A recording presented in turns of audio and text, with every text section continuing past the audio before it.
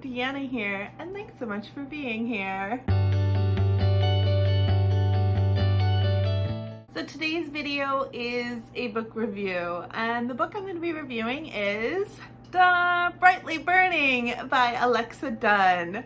This book, I'm going to go ahead and just read out my summary that I wrote for my blog. Can I talk enough about my blog? I'm going to put the summary that I shared on my blog right here and read it for you. Set in a far-off future where a catastrophic ice age has ravaged Earth, humans had to escape as quickly as possible in an attempt to survive. Survive being the ideal word. Now, almost 200 years past the ice age, spaceships orbit the Earth waiting for a chance to re-enter the atmosphere and return to Earth. However, what type of Earth will there even be to return to? In some ships, like the Stalwart, choices are limited, and Stella Ainsley dreams of a better life. Orphaned and forced to live a sad existence on a poverty-stricken ship, she yearns to find something more. And just when she thinks she's out of luck, she's offered an opportunity to act as a governess on a private ship, the Rochester. However, as eager as she is to get away from the Stalwart, perhaps Stella was wrong in accepting this offer, as mysterious occurrences happen upon the Rochester, and the ship itself may be haunted.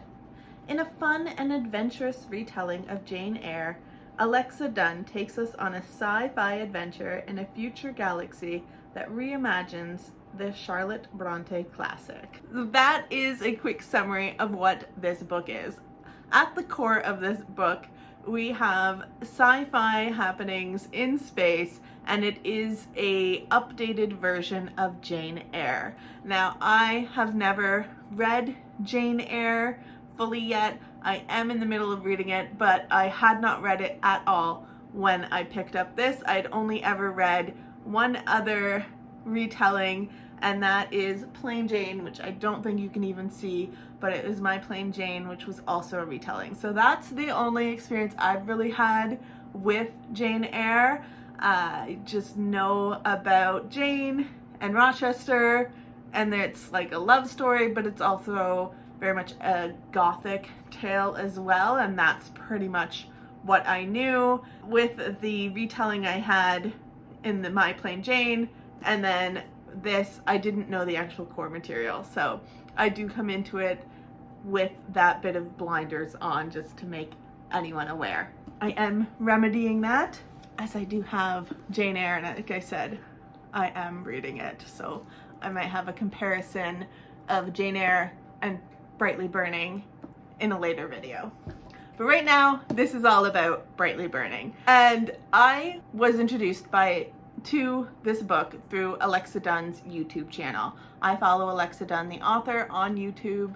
She is a AuthorTube creator who shares a lot of the behind-the-scenes information on what it takes to be a published author, and just her knowledge of not only writing and writing tips and things that she experiences as a writer, but then in the publishing world as well. She has a lot of insight information, so I absolutely love her videos. I'll link her below because she is wonderful to watch if you are especially an aspiring author, or even if you just want to know more about a writer's life. She is really great at providing information, so definitely give her a look and follow her if you're interested.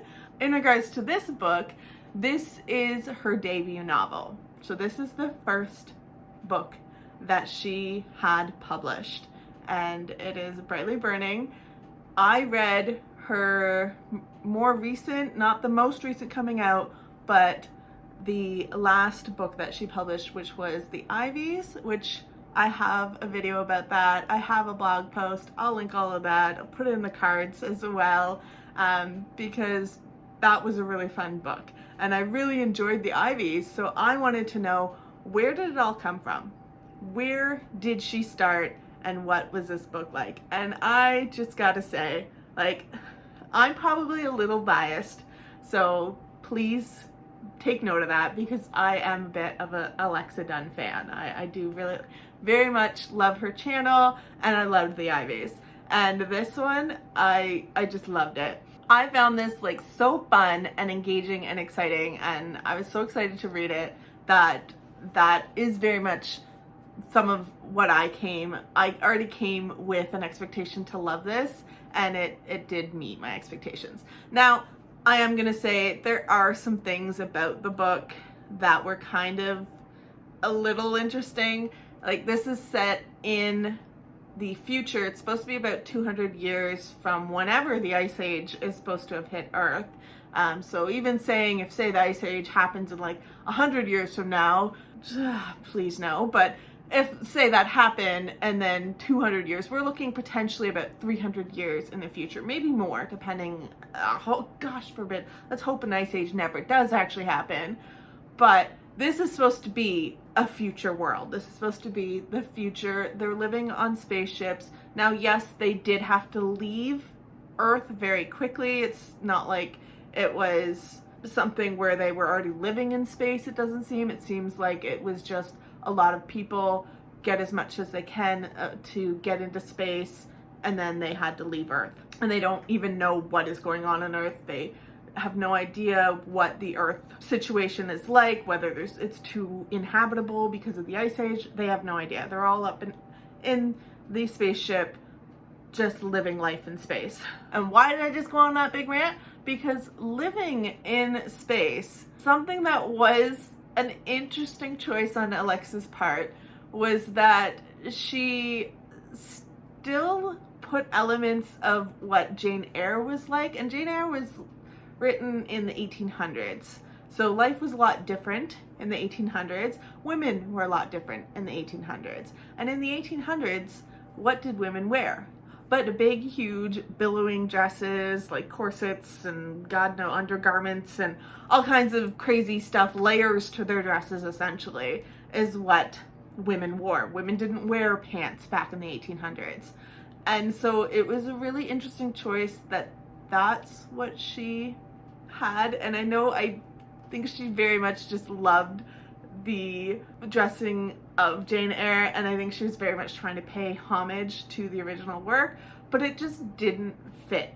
I mean, we've got Stella. She is acting as an engineer on a ship, and she's in trying to fix like things and getting in and getting grimy and dirty and stuff like that, you know, things that possibly people on fixing ships would have to deal with.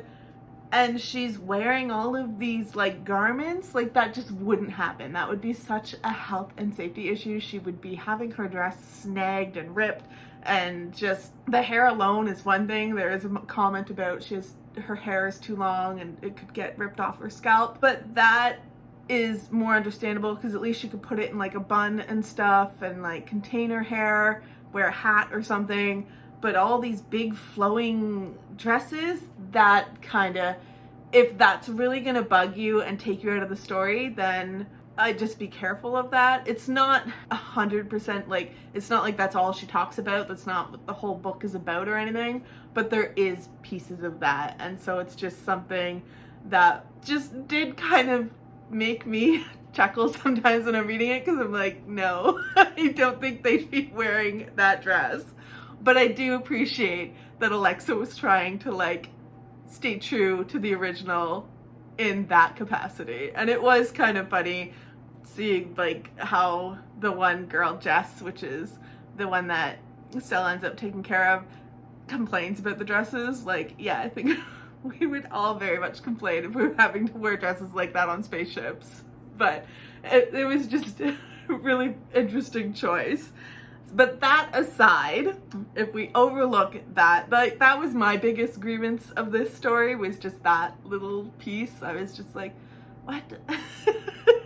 All these women would not be doing that. And like the space that would take too, like they're in like spaceships with limited space. They would want like as minimal clothing as possible, or like tight like bodysuits or maybe spaceship suits, because sometimes they have to worry about like their oxygen, stuff like that. They would not be having all these huge like frilly dresses, but maybe that's the way that they're coping with being stuck in space. Maybe that's the reason for it. Other than that, like overlooking that aspect of this, I still found this so enjoyable to read. I really did enjoy it. Took me a little bit to get into, but I also think it was because I was reading like A Song of Achilles or The Song of Achilles, and like I had so many other books going on at the same time, and I've been reading David Copperfield for like ever. But while I was reading those stories, especially David Copperfield, because David Copperfield is written by Charles Dickens, which is about the same time as Charlotte Bronte, back in like the 1800s type of thing. So it's the same kind of like language almost as what Charlotte would have written like, and I kept thinking of different things of this book, and it kept wanting me to pick up this book. So I literally was probably about like there in this book. It's probably about 3/4 of the way through, and finally one time I was just like, I'm having a bath and I'm finishing this book, and that is exactly what I did. I may have been very, very wrinkly by the end of that bath and been cursing my pruny fingers, but I was so delighted to have finished this book because this book was very enjoyable.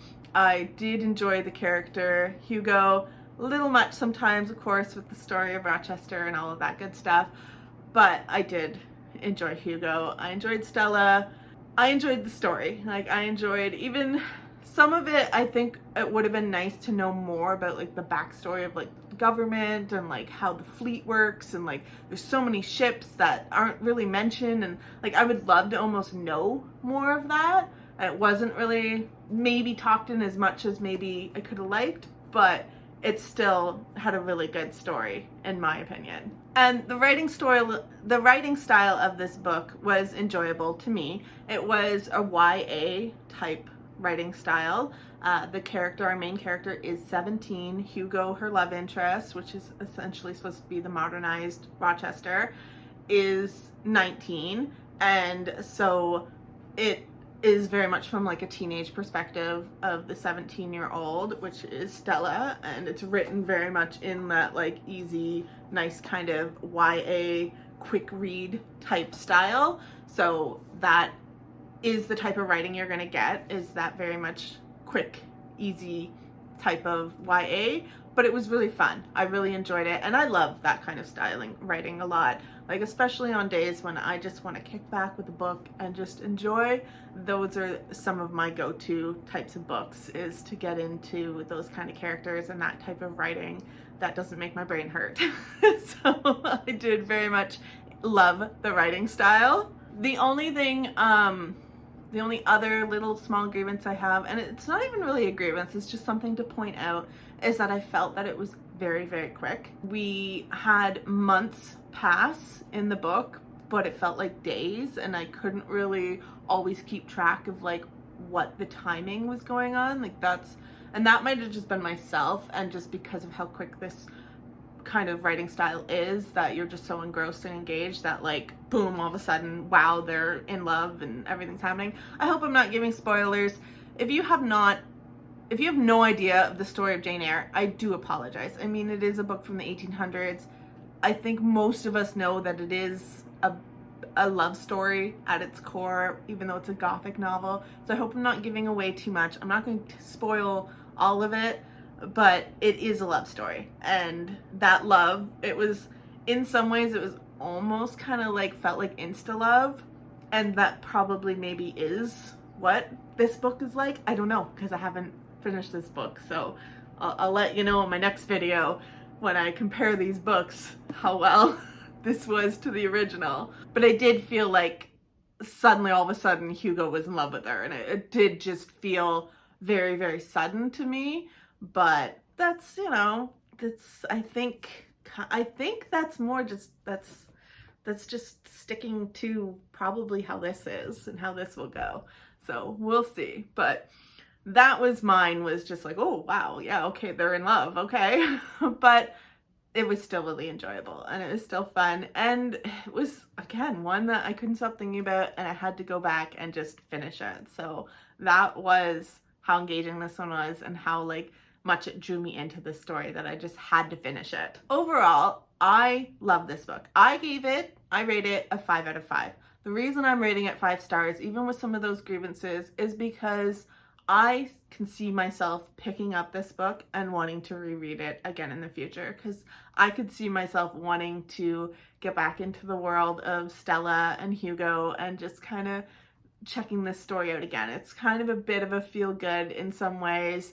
A lot of things happening, but there's interesting characters, there's interesting world, even though it was some of it, like I said, the dresses and stuff.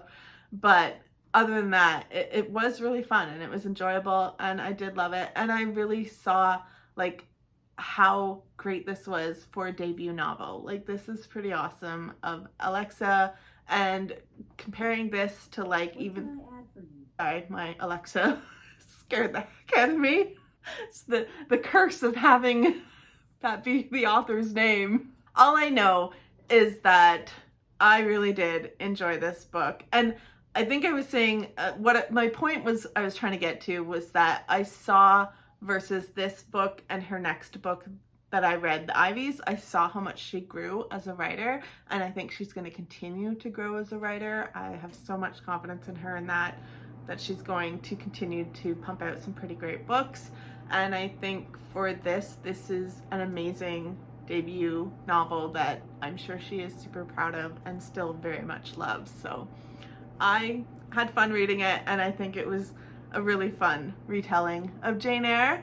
And hopefully soon I'll finish this one.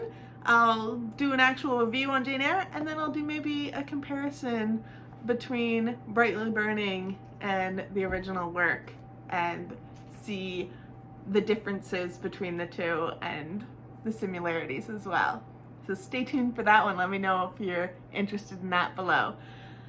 So again, just reiterating, 5 stars for me. I really do love it. I got a blog post below where I did also gush about this book a bit too in that blog, and I just say go ahead and check it out. If you love Jane Eyre and you love that story, check out this retelling and let me know what you think. I'd love to hear it. Have you read it? What did you think? Go ahead and comment below. I love to hear it. Thank you so much for watching. I really appreciate it. If you liked this video, give me a like. I always love to see that. I always love to see comments and engagement. I always appreciate it. Thank you so much.